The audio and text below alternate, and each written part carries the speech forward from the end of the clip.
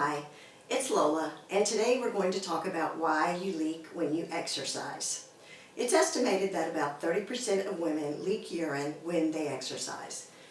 And it's been shown that the increase in intra-abdominal pressure, the big increase in pressure inside your abdomen when you jump, when you run, when you dance, or when you lift heavy weights, can cause an increase in pressure on your bladder. If your pelvic floor muscles aren't strong enough to control this, then you leak. So strengthening, sometimes it's not just a matter of strength of your pelvic floor muscles, but it's also a matter of timing and coordination. That those pelvic floor muscles do not have the right timing and coordination to prevent the leaking during those big activities.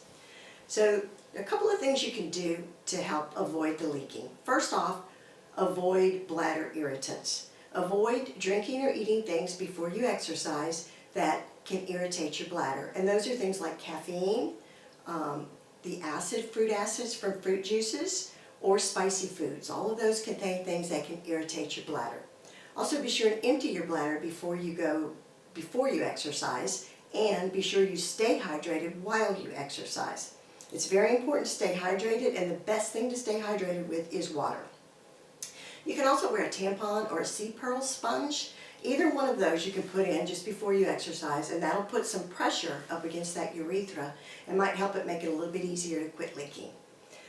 If that works well for you, you can talk to your doctor about being fit for a pessary. A pessary is a soft device that you insert into your vagina, and it helps support your organs. So if a tampon or a sea pearl sponge works well for you, a pessary may be your next step.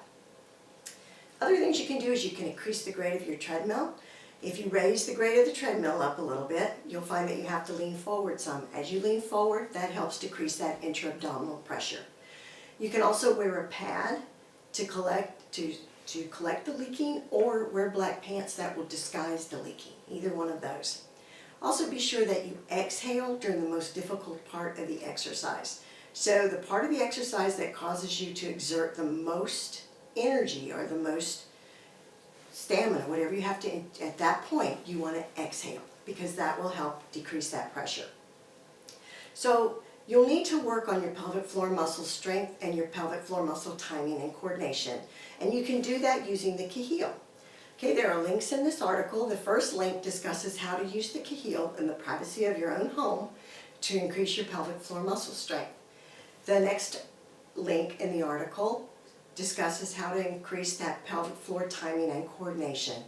That's doing that quick, strong pelvic floor contraction just before you have that big increase in intra-abdominal pressure, which will help stop the leaking. So be sure and use the Kaheel as part of your program. You can always email us if you have any questions. There's a link for the email in the article. And the other thing you can do is, of course, if you continue having problems, either see your pelvic floor physical therapist or your pelvic health therapist or your doctor for further follow-up. But in the meantime, whatever you do, continue exercising, don't stop exercising, and happy cabling.